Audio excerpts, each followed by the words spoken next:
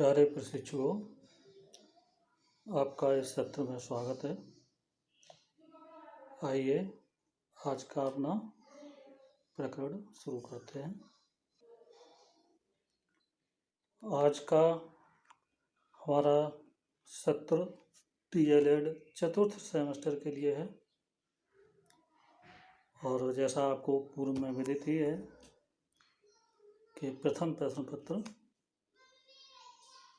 का अध्ययन चल रहा है और इस प्रथम प्रश्न पत्र के कल के प्रकरण में आपने भाषा, उसका अर्थ, महत्व और उद्देश्य के बारे में जानकारी हासिल की थी। आइए आज का प्रकरण। आज का हमारा प्रकरण है भाषाई कौशल, लैंग्वेज स्किल्स। किसी भी भाषा को सीखने के लिए या बोलने के लिए, अभिव्यक्त करने के लिए कौशलों की आवश्यकता होती है, जिन्हें कि हम दिनों दिन या नियमित रूप से अपने व्यवहार के द्वारा व्यवहार में लाकर उनका विकास कर सकते हैं।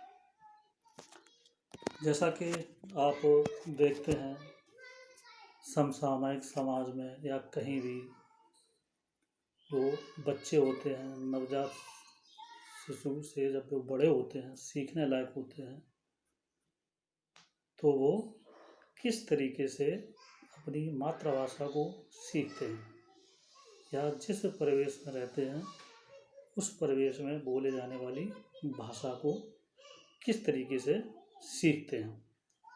आपने देखा होगा कि बच्चा प्रारंभ में बिना बोले हुए सबकी तरफ देखता है, निरीक्षण करता है, समझने का प्रयास करता है, लेकिन बोलता नहीं है।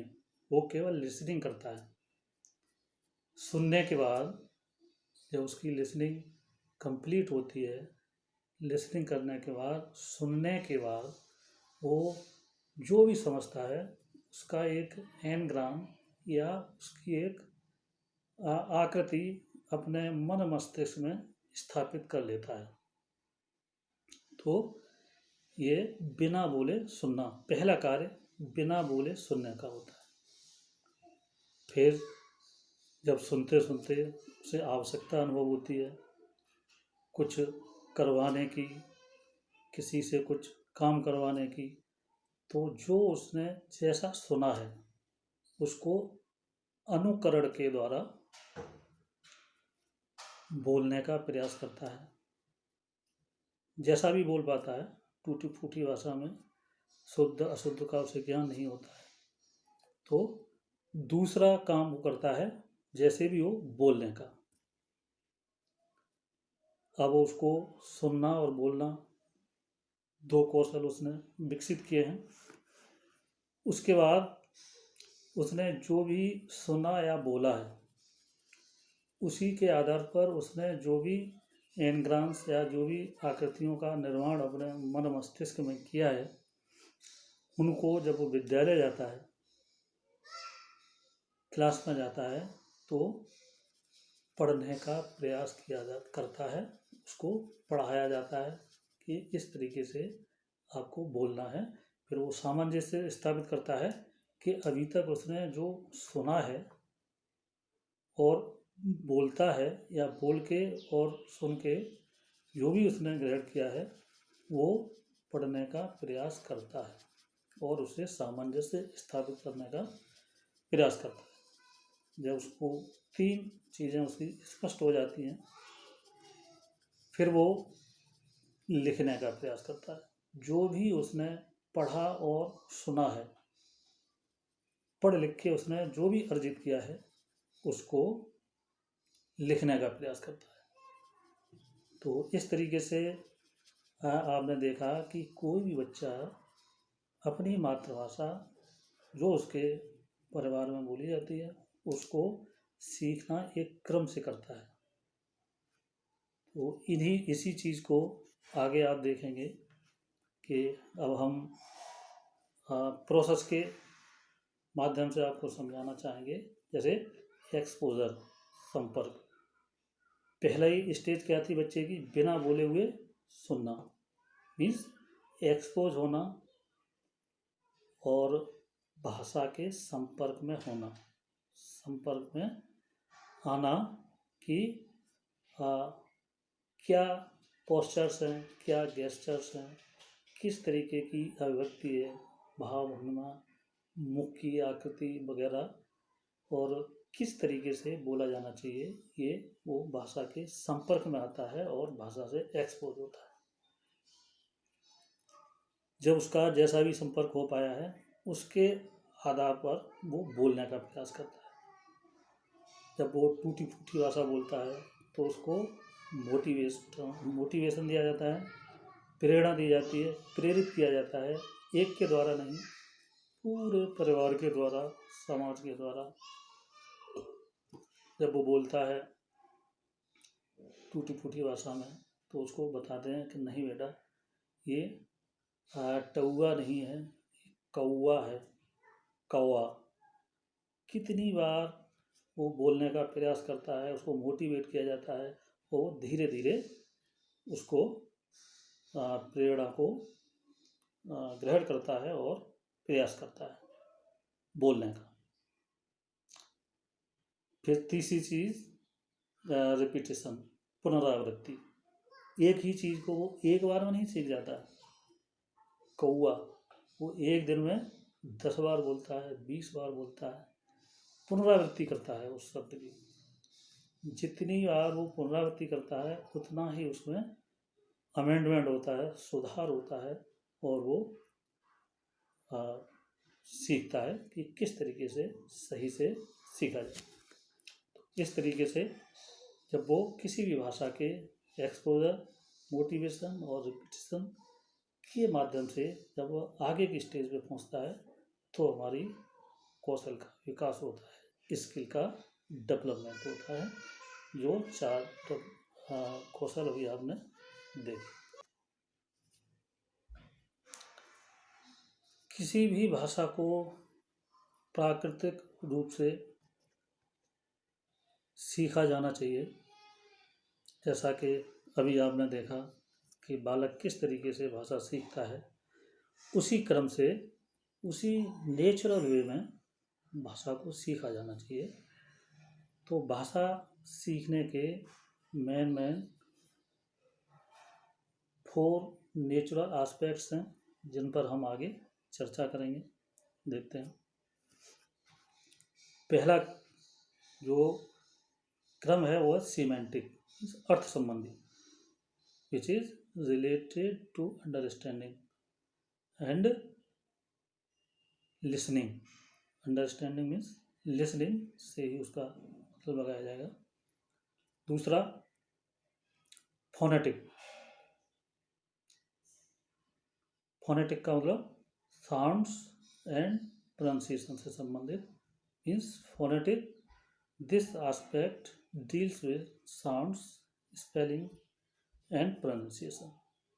कोई भी भाषा हो, कोई भी लैंग्वेज हो, उस भाषा की ध्वनियाँ, वर्तनी और उच्चारण, ये तीनों जब तक करेक्ट नहीं होंगे, सही नहीं होंगे, तब तक भाषा ठीक से नहीं सीखी जाएगी, नहीं अंडरस्टैंड हो पाएगी। तो चूँकि इस पेपर में दोनों भाषाएं हैं, हिंदी भाषा और आंग्ल भाषा, तो अंग्रेजी भाषा में आपकी साउंड्स, कितने लेटर्स हैं, उन लेटर्स की कितनी साउंड्स हैं, वो आपको समझना है और समझ के बच्चों को बताना है। दूसरी स्पेलिंग, वर्तनी, क्योंकि ये अंग्रेजी प्राकृतिक भाषा कम है, बनावटी आर्टिफिशियल भाषा ज़्यादा है, क्योंकि इसमें इतनी पेक्युलरिटीज़ हैं, कहीं ये बोला जाएगा, कहीं नहीं बोला जाएगा, कहीं अच्छा डबल हो जाएगा, कहीं साइलेंट हो जाएगा, कहीं कैसा भी हो जाएगा। तो ये जो इसकी स्पेलिंग्स वर्तनियाँ निर्धारित कर दी गई हैं, इन वर्तनियों को आपको सही से लिखना और समझना आना चाहिए। आगे की चीज़ उच्चारण है। अपनी जो भारतीय भाषाएं हैं उनके उच्चारण उपयुक्त हैं। एक वर्ड के लिए एक उच्चारण है, लेकिन जो आपकी अंग्रेजी भाषा है, आंग्ल भाषा है, आंग्ल भाषा में जैसा कि आपने अल्फ़ाबेट में पढ़ा है 26 उसके लेटर्स हैं, और उनकी जो प्रोनाउंसिएशन है और साउंड्स हैं वो साउंड्स 45। तो प्रोनाउंसिएशन में, अंग्रेजी के प्रोनाउंसिएशन में बहुत दिक्कत आती है, समझने में भी और बोलने में भी। तो ये जो दूसरा सेगमेंट है फोनेटिक, काफ़ी महत्वपूर्ण है। इसके बाद तीसरा सेगमेंट आता है graphic, which is related to writing. कैसे लिखें, लेखन कला से संबंधित है। तीसरा कि किसी भी भाषा के जो वर्ड हैं उनको किस तरीके से बनाया जाना चाहिए। जैसे आप अपनी मातृभाषा हिंदी है, उसको देवनागरी लिपि में सीखते हैं कि किस तरीके से किस अक्षर को कैसे बनाया जाए, कितना उस पर स्टॉप दिया जाए, न दिया जाए, उसकी शिरोरेखा अधोरेखा के बीच में कितनी जगह छोड़ी जानी चाहिए, जिससे कि जो उसकी मात्राएं हैं वो ठीक से स्थापित हो सकें, दूसरे अक्षर में या दूसरी लाइन में जाके डिस्टर्बेंस न करें। तो ये सारी चीज़ें ग्राफिक राइटिंग से संबंधित। ठीक इसी तरीके से आपकी जो आंग्ल भाषा है, अंग्रेजी है, इसमें भी जब अर्ली ग्रेड लेवल पर, अर्ली लेवल पर, एलिमेंट्री लेवल पर जब सिखाते हैं तो 4 लाइन की एक कापी आती है बाज़ार से, आप जब लाते हैं तो 4 लाइन की कापी में आप देखते हैं कि आंग्ल भाषा के जो कुछ लेटर्स हैं वो ऊपर की 3 लाइन्स में आते हैं, कुछ नीचे की 3 लाइन्स में आते हैं, और कुछ लेटर्स ऐसे हैं जो 4 लाइन्स में आते हैं, और कुछ लेटर्स ऐसे हैं जो केवल 2 लाइनों के अंतर्गत आते हैं। तो इस तरीके से ये जो ग्राफिक वाला सेगमेंट है ये लेखन से संबंधित है, और लिखने की किस तरीके से हम करेंगे ये सिखाता है। चौथा आता है ये phonetic come graphic. This segment deals with reading, means the both segments of phonetic and graphics. If you have understood correctly and act according to the procedure of the phonetic and graphic, then you will be able to read properly. Otherwise आपको गलतियां होना स्वाभाविक है। यदि आपका phonetic segment और graphic segment स्पष्ट नहीं है तो फिर आपको समस्याएं आना लाजमी हो जाता है। तो इस तरीके से हमने ये देखा कि प्राकृतिक तरीके से किसी भी भाषा को सीखने और सिखाने का एक क्रम है, उसी क्रम का हमको अनुसरण करना है। अब थोड़ा और आगे बढ़ते हैं कि किसी भी भाषा पर हमारा कमांड कैसे होगा। जो आपकी 4 कौशल हैं, इन कौशलों को किस तरीके से हमें मेंटेन करना है किसी भी भाषा के ऊपर अपना आधिपत्य या अपना कमांड स्थापित करने की। इसको मैंने 2 भागों में विभाजित किया है। जो पहला कमांड है वो सक्रिय है, एक्टिव कमांड। सक्रिय रूप से जो हमारे 4 कौशल हैं वो सक्रिय रूप से क्या कौन कौन से हैं, इस प्रोसेस को क्रिएटिव प्रोसेस के अंतर्गत रखा गया है कि जो हमारी एक्टिव कमांड है वो क्रिएटिव प्रोसेस के माध्यम से ही आ सकती है। और इस क्रिएटिव प्रोसेस में हमारे दो कौशल स्पीकिंग एंड राइटिंग आते हैं। इनके माध्यम से हम एक्टिव कमांड किसी भी भाषा पर कर सकते हैं। और जितना हम इसका अभ्यास करेंगे, जितना ही बोलने का और लिखने का प्रयास करेंगे, ये हमारा उतना ही ज़्यादा सुदृढ़ होगा। और दूसरा हमारा सेगमेंट है भाषा पर मास्टरी स्थापित करने का, इसको कि हम पैसिव कमांड बोलते हैं। इसको चाहे तो आप निष्क्रिय कह सकते हैं। कहने का मतलब ये हमको व्यवहारिक रूप से दिखाई कम देता है, आंतरिक रूप से इसका काम ज़्यादा होता है। रिसेप्टिव प्रोसेस, इसको ग्राह्य प्रक्रिया के माध्यम से प्राप्त किया जा सकता है, कर सकते हैं। और इसके अंदर हमारे जो भाषा के 4 कौशल हैं वो 2 आते हैं। लिसनिंग, जिसको कि हम अंडरस्टैंडिंग भी कहते हैं, और दूसरा रीडिंग, पढ़ना। क्योंकि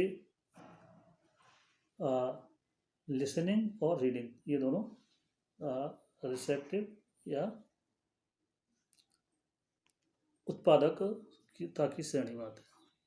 तो आज का सत्र यहीं समाप्त होता है।